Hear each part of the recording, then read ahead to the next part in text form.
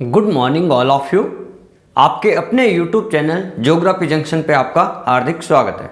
आज अपन बात करेंगे मुख्य रूप से जो भूगोल में दिया हुआ है मानचित्र वितरण करने की कुछ विधियाँ दी हुई है जो आपके बीए सेकेंड ईयर के कोर्स में है। उन विधियों में से अपन बात करेंगे विधियाँ जो मानचित्र को प्रदर्शन करने की वे दो विधियाँ होती है। एक होती है मात्रात्मक विधि और एक होती है आपकी अमात्रात्मक विधि।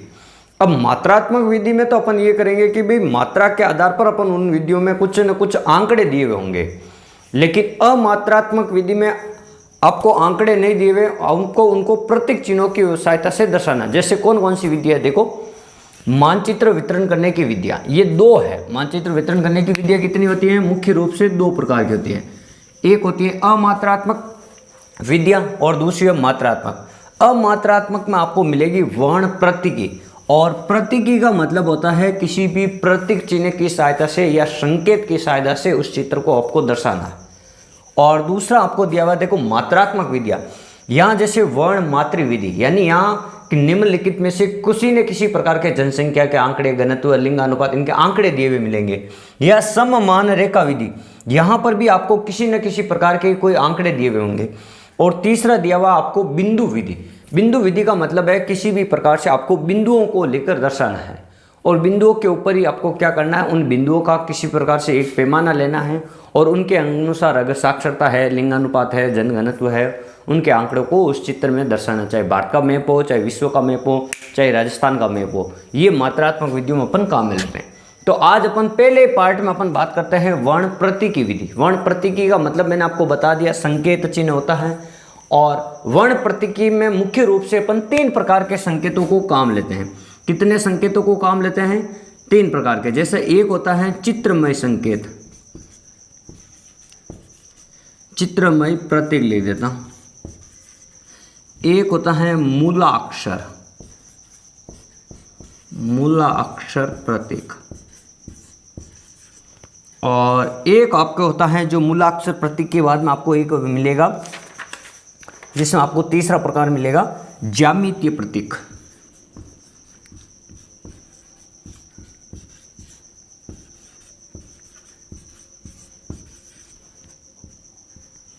ये आपको वर्ण प्रतीकी विधि में तीन प्रकार से प्रतीक मिलेंगे। एक तो चित्रमय प्रतीक होता है, एक मूलाक्षर प्रतीक होता है और एक ज्यामितीय प्रतीक होता है। अब देखो इनका मतलब क्या। जैसे चित्रमय प्रतीक का मतलब तो है, जैसे मान लो कहीं मंदिर लिखा हुआ, कहीं मंदिर है, तो आपको भारत के नक्शे में अगर या विश्व के नक्शे में इस प्रकार से आपको क्या कर देना, एक मंदिर बना देना है। ये अगर कहीं मंदिर दिख रहा है तो ये आपकी ध्वजा हो गई, ये हो गया आपका मंदिर। इस प्रकार से आपको चित्रों की सहायता से दर्शाना है। मान लो ये रेलवे स्टेशन, आपकी रेलवे लाइन है, तो इसको आपको इस प्रकार से दर्शा दिया, रेलवे लाइन को चित्र की सहायता से।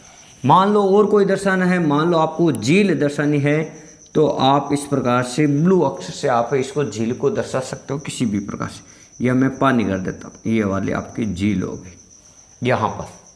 फिर आपका मूला अक्षर। मूला अक्षर का मतलब होता है अंग्रेजी वर्णमाला के जो पहला अक्षर होता है, बड़ा अक्षर, उसकी सहायता से अपन किसी भी प्रतीक चिन्ह को दर्शाते हैं। जैसे मान लो कहीं पर मंदिर है, तो मंदिर को अपन क्या कहते हैं? टेम्पल कहते हैं। ये मैंने टी से दर्शा दिया। मान लो कहीं एयरपोर्ट है, तो एयरपोर्ट को अपन को किसकी सहायता से दर्शाना? ए की सहायता से अपन को एयरपोर्ट को दर्शाना। मान लो कहीं बस अड्डा है जैसे, तो वहाँ अपन क्या दर्शाएंगे? ये इस प्रकार से बस से दर्शा देंगे, बी से दर्शा देंगे। फिर एक होता है ज्यामितीय प्रतीक चिन्ह। यानी अब ज्यामितीय प्रतीक चिन्ह का मतलब यह होता है कि जहाँ कहीं पर भी आपको कुछ ऐसे संकेत मिले, जैसे आपको कहीं दर्शाना है त्रिभुज की सहायता से। जैसे आप देखते हो इस प्रकार से आपको कहीं पर भी हल्का ब्राउन या ब्राउन लग रहा है, तो आप उसको त्रिभुज की सहायता से दर्शा सकते हो। जैसे पहाड़ी भाग होता है उसको अपन त्रिभुज की सहायता से दर्शाते हैं।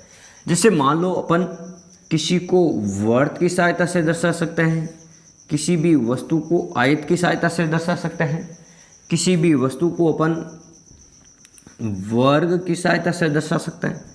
तो यानी ये जो संकेत हैं चित्रमय, यानी चित्र बनाकर उनका संकेत है। मूला अक्षर का मतलब होता है अंग्रेजी अक्षर की वर्णमाला के उस शब्द का जो प्रथम अक्षर होता है उसकी सहायता से दर्शाना। ट्रेन है, एयरपोर्ट है, बस अड्डा है। और अगर ज्यामितीय प्रतीक है तो आपको ये दर्शाना है त्रिभुज है, वर्त है, आयत है और वर्ग की सहायता से अपन दर्शा सकते हैं। ठीक है, तो अपन जैसे आपके पास में जैसे भारत का मैप दिया हुआ, जो भी अपन संकेत बनाते हैं इस विधि में, तो उन संकेतों को पहले यहाँ लिख देना है कि भाई अपन ने मंदिर बनाए तो मंदिर का संकेत किस प्रकार का है, मस्जिद बनाया तो ये चित्रमय संकेत हो गए। अब जैसे आपको कम से कम किसी भी मैप में 7 से 8 प्रतीक चिन्हों को दर्शाना है। जैसे अपन पहले बात करते हैं चित्रमय प्रतीक, तो आपको पता है कि मंदिर, अब मंदिर मेरे को पता है कि सर आपके मंदिर होता है, अमृतसर में एक मंदिर बना हुआ पंजाब में, तो ये अमृतसर में मेरे पास में ये मंदिर हो गए इस प्रकार से, अमृतसर में मंदिर है। आपको पता है कि सर राजस्थान में मंदिर है, चामुंडा माता का मंदिर है जोधपुर में, तो आप यहाँ पे क्या कर सकते हो, इस प्रकार से चामुंडा माता का मंदिर बना सकते हो।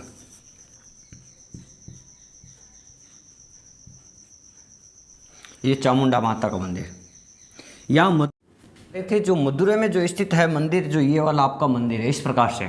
अब अपन बात करेंगे रेलवे लाइन कहाँ कहाँ पे। जैसे यहाँ पे मैंने दर्शाया है ये वाली रेलवे लाइन है, जैसे मान लो जोधपुर में, ये मान लो यूपी में रेलवे लाइन है, और अपन ने यहाँ पे रेलवे लाइन, यानी एक प्रतीक चिन्ह को कम से कम आपको 2-3 जगह तो दर्शाना ही दर्शाना है।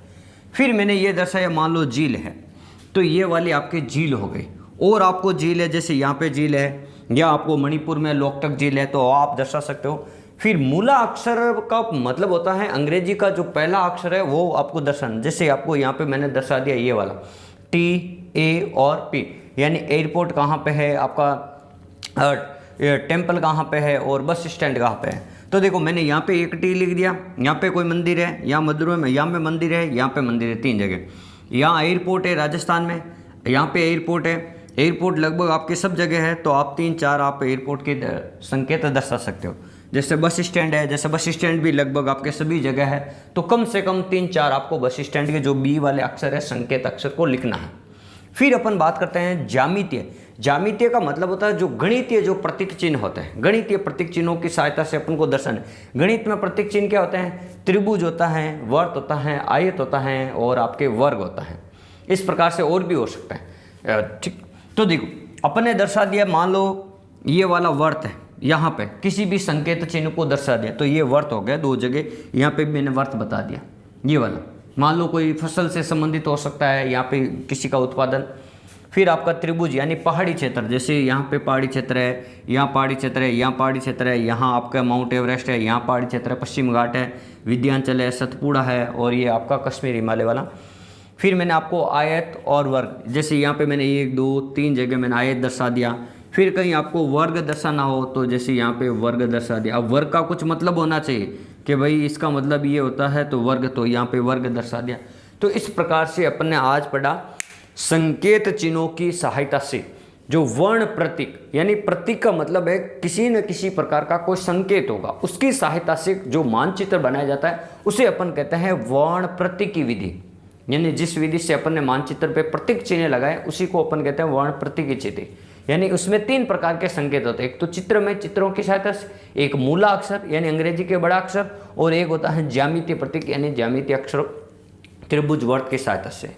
इस प्रकार आप हमारी मेहनत से अगर प्रभावित हो या आपको अपनी हमारी मेहनत से आपको भी फायदा हो रहा, लाभ हो रहा, तो आप हमारे वीडियो को लाइक, शेयर और कमेंट जरूर करें और अपने दोस्तों के साथ शेयर जरूर करें। और ऐसे ही आप हंसते रहें, मुस्कुराते रहें और अपनी पढ़ाई को निरंतर जारी रखें। धन्यवाद।